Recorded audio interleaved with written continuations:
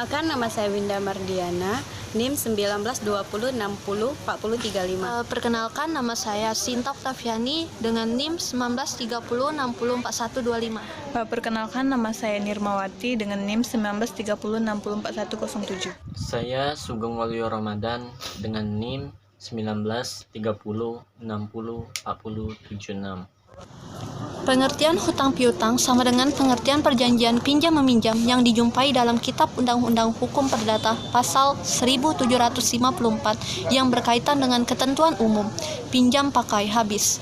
Berbunyi, pinjam-meminjam adalah suatu perjanjian dengan nama pihak yang satu memberikan kepada pihak yang lain suatu jumlah tertentu dari barang-barang yang habis karena pemakaian, dengan syarat bahwa pihak yang lain akan mengembalikan sejumlah yang sama dari macam dan keadaan yang sama pula. Dasar hukum hutang piutang.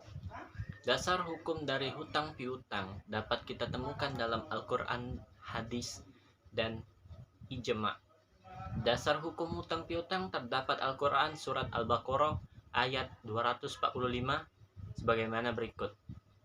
Man zalladzi yuqridullaha qardan hasana fayudha'ifahu lahu ad'afan katsira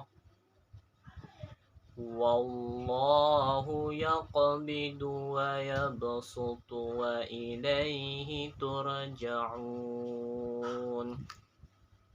Artinya, siapakah yang mau memberi pinjaman kepada Allah, pinjaman yang baik, maka Allah akan melipat gandakan pembayaran kepadanya dengan lipat ganda yang banyak, dan Allah menyempitkan dan melapangkan, dan kepadanya lah kamu dikembalikan. Ayat di atas menggambarkan bahwasannya Allah Subhanahu wa Ta'ala mendorong agar umat Islam berlomba-lomba dalam hal kebaikan, terutama menafkahkan hartanya di jalan Allah Subhanahu wa Ta'ala, dan kemudian akan diganti dan berlipat-lipat kebaikannya. Selain itu, dasar hutang piutang terdapat dalam Quran surat Al-Baqarah ayat 282.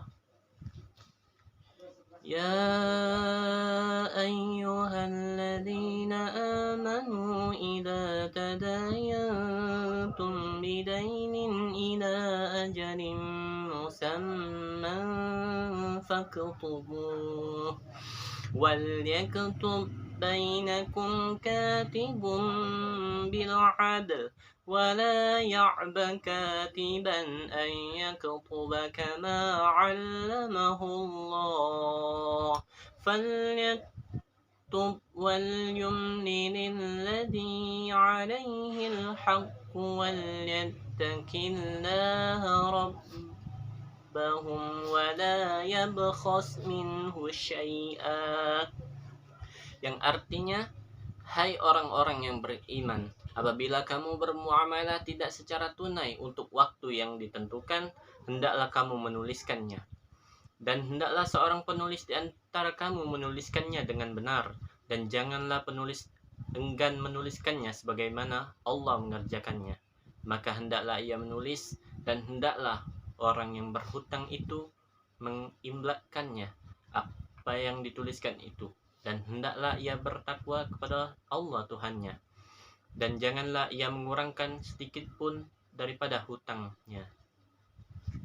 Perintah ayat di atas dengan pencatatan akan hutang piutang, baik dengan jumlah hutang maupun waktu pelunasannya.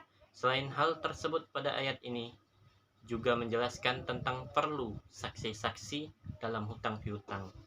Selain dasar hukum dari Al-Quran di atas, terdapat pula dalam hadis yang diriwayatkan oleh Ibnu Majah sebagaimana berikut, yang artinya dari Anas bahwasannya Rasulullah SAW bersabda, ketika diisrakan, kulihat tulisan di pintu syurga, sedekah itu dilipat gandakan 10 kali lipat, sedangkan hutang dilipat gandakan 12 kali lipat.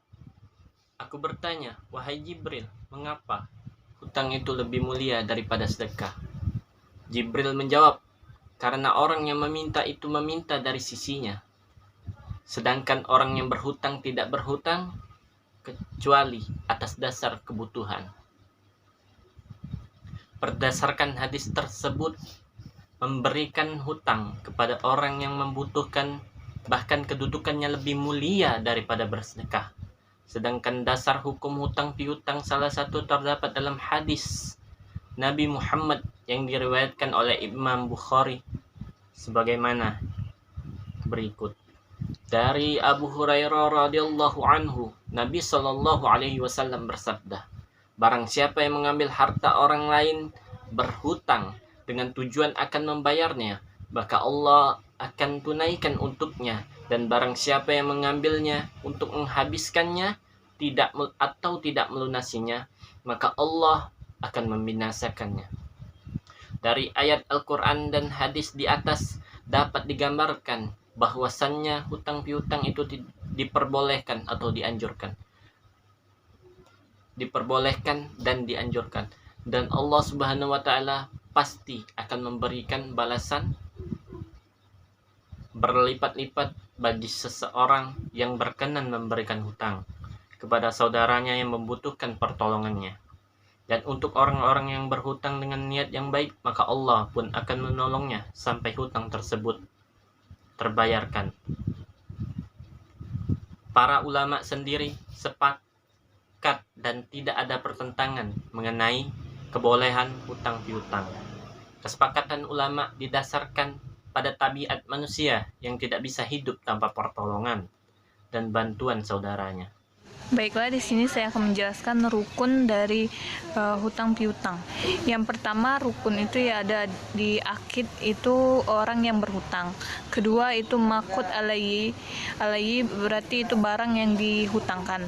Yang ketiga itu ada sighad al-aqd, yang artinya itu ialah ungkapan ijab dan qabul atau lebih ke suatu persetujuan. Akid adalah orang yang berhutang dan memberikan hutangnya dapat dikatakan sebagai subjek hukum, sumber hukum. Sebab yang menjalankan praktik hutang piutang adalah mereka berdua. Untuk melakukan itu, orang yang mempunyai cakapan untuk melakukan perbuatan hukum. Sebagaimana hadis Nabi Muhammad SAW yang diriwayatkan oleh Ibnu Majah, yang berbunyi an Aisyah an Nabi sallallahu alaihi wasallam qala rufi'al qalamu an salasa anin naimi hatta yastaiqaza wa anis saghiri hatta yakbara wa anil majnun hatta yaqil au yufik, yang artinya dari Aisyah radhiyallahu anhu, sesungguhnya Nabi Muhammad sallallahu alaihi wasallam bersabda bahwasanya Allah mengangkat penanya dari 3 orang, yaitu dari orang tidur sampai bangun, dari kecil sampai dewasa, dan orang gila sampai berakal atau sembuh. Yang kedua adalah makut alaihi atau objek yang dijadikan hutang piutang, adalah salah satu rukun dan syarat dari hutang piutang itu sendiri. Selanjutnya itu adalah sighad al-aqd, pernyataan akad dan serah terima ijab kabul, dilahirkan dari jiwa yang saling merelakan untuk menyerahkan barang-barangnya masing-masing kepada siapa yang melakukannya. Sebagaimana dijelaskan dalam Al-Quran surah An-Nisa ayat 29 yang berbunyi, Bismillahirrahmanirrahim. Ya ayyuhalladzina amanu la ta'kulu amwalakum bainakum bil batili illa an takunan tijaratan an taradim minkum wa la taqtulu anfusakum innallaha kana bikum rahima, yang artinya, hai orang-orang yang beriman, janganlah kamu saling memakan harta sesamamu dengan jalan yang batil, kecuali dengan jalan perniagaan yang berlaku dengan suka sama suka di antara kamu, dan janganlah kamu membunuh dirimu. Sesungguhnya Allah adalah Maha Penyayang kepadamu. Quran surah An-Nisa ayat 29.